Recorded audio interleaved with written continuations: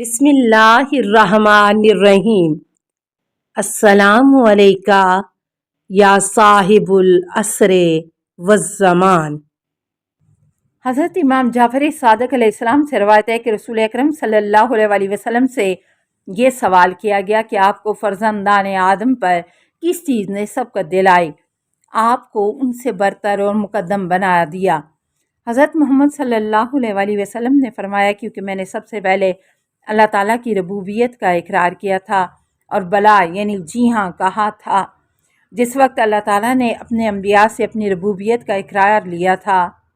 حضرت امام جعفر صادق علیہ السلام سے روایت ہے کہ رسول اکرم صلی اللہ علیہ وسلم سے یہ سوال کیا گیا کہ آپ کو فرزندان آدم پر کس چیز نے سبقت دلائی، آپ کو ان سے برتر اور مقدم بنا دیا؟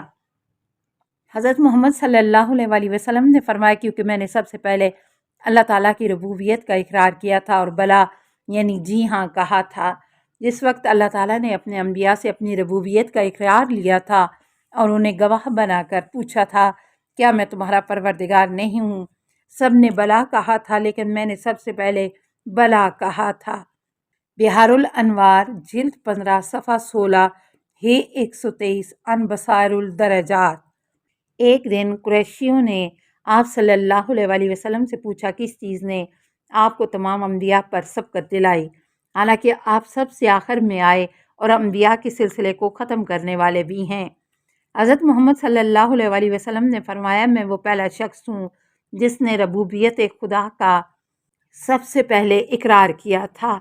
جب اللہ تعالیٰ نے تمام انبیاء سے عہد لیا اور انہیں اپنی ربوبیت کا گواہ بنایا اور کہا کیا میں تمہارا پروردگار نہیں ہوں؟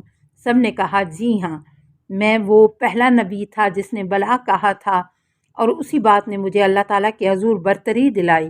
بحار الانوار جلد 15 صفحہ 15 ہے 21 عن الشرائع۔ ایک اعرابی نے پوچھا میں کیسے یقین کر لوں کہ آپ پیغمبر ہیں؟ ایک اعرابی حضرت محمد مصطفیٰ صلی اللہ علیہ وسلم کی خدمت میں حاضر ہوا اور کہا میں کیسے اس بات کو یقین کر لوں کہ آپ پیغمبر ہیں؟ حضرت صلی اللہ علیہ وسلم نے فرمایا اگر میں اس درخت کی ایک شاخ کو بلاؤں اور وہ میرے پاس آ جائے تو کیا تم یہ شہادت دو گے کہ میں اللہ کا بھیجا ہوا ہوں؟ اس آدمی نے کہا جی ہاں۔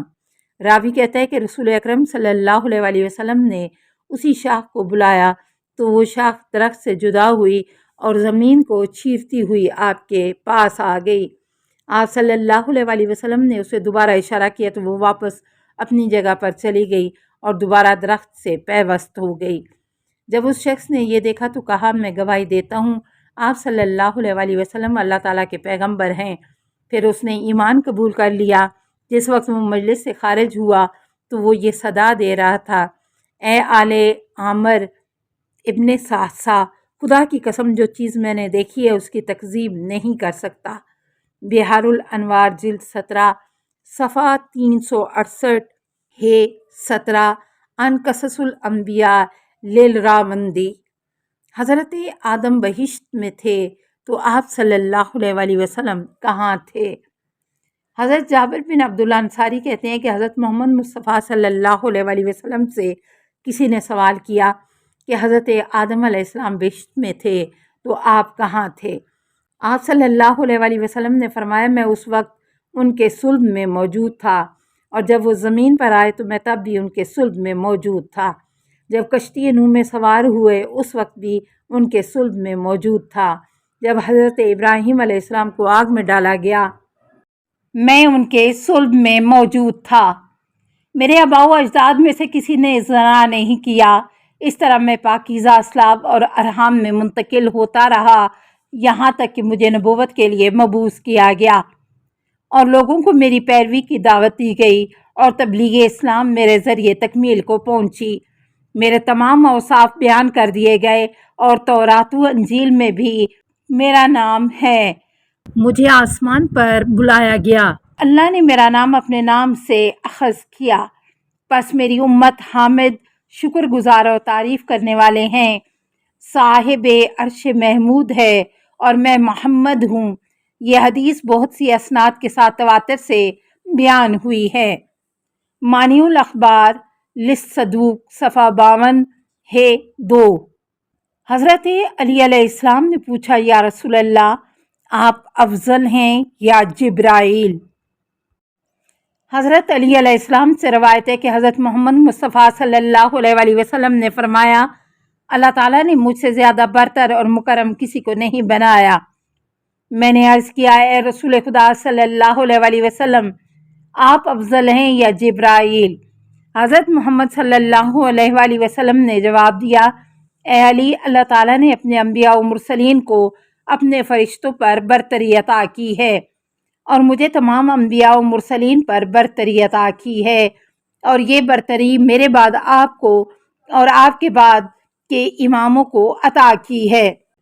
اے علی، فرشتے ہمارے اور ہمارے محبوں کے خادم ہیں۔ اے علی، عرش اور اس کے گرد و پیش کو اٹھانے والے اپنے رب کی حمد کے ساتھ تسبیح کرتے ہیں، ہماری ولایت پر ایمان رکھنے والوں کے لیے استغفار کرتے ہیں۔ اے علی، اگر ہم نہ ہوتے تو اللہ تعالیٰ نہ حضرت آدم علیہ السلام کو تخلیق کرتا، نہ ہوا کو، نہ ہی جنت و نار کو بناتا، اور نہ ہی زمین و آسمان کو تخلیق کرتا، تو میں کس طرح فرشتوں سے افضل نہیں ہوں، جبکہ ہمیں معرفت اور شناخت خدا، تسبیح و تحلیل میں فرشتوں پر برتری حاصل ہے، کیونکہ اللہ تعالیٰ نے سب سے پہلے ہماری ارواح کو پیدا کیا، اور ہم نے اللہ تعالیٰ کی وحدانیت اور اس کی حمد و ثنا بیان کی۔ اس کے بعد اللہ تعالیٰ نے فرشتوں کو خلق کیا۔ اس وقت فرشتوں کو ہماری ارواح ایک نور کی شکل میں نظر آئیں۔ ہمیں دیکھ کر انہوں نے سوچا شاید یہ ہمارا پروردگار ہے۔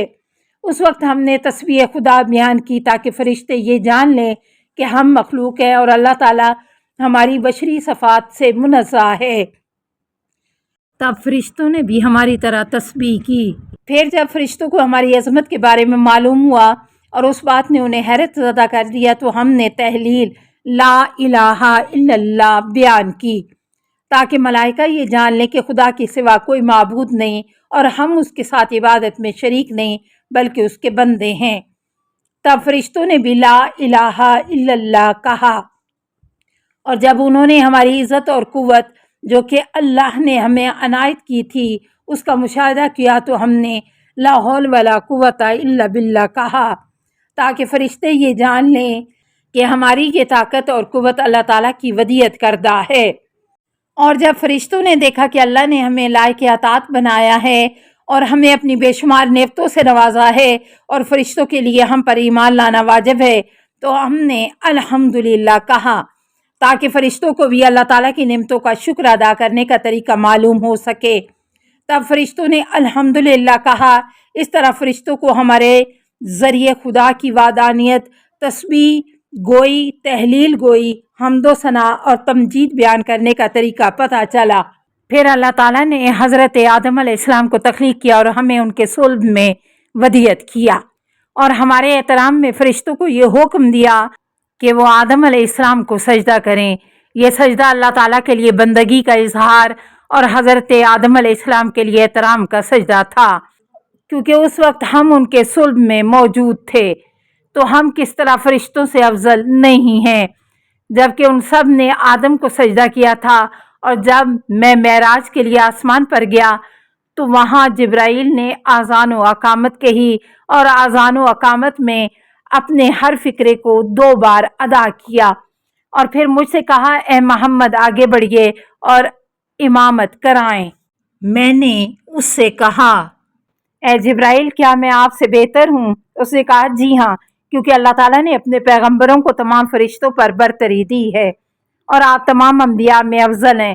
رسول خدا صلی اللہ علیہ وآلہ وسلم نے داستان کی تکمیل کرتے ہوئے بیان فرمایا، تب میں آگے بڑھا اور نماز پڑھائی، البتہ میں اس پر فخر نہیں کرتا۔ السلام علیکہ یا صاحب العصر والزمان، الامان الامان الامان من فتن الزمان، السلام علیکہ یا خلیفۃ الرحمن، السلام علیکہ یا امام الانس والجان، السلام علیکہ یا مظہر الایمان، السلام علیکہ یا شریک القرآن، السلام علیکہ یا قاطع البرہان، السلام علیکہ یا امام زماننا ھذا اجل اللہ فرجک وسہل اللہ مخرجک وظہور کا السلام علیکہ ورحمۃ اللہ اللہم صلی علی محمد و آل محمد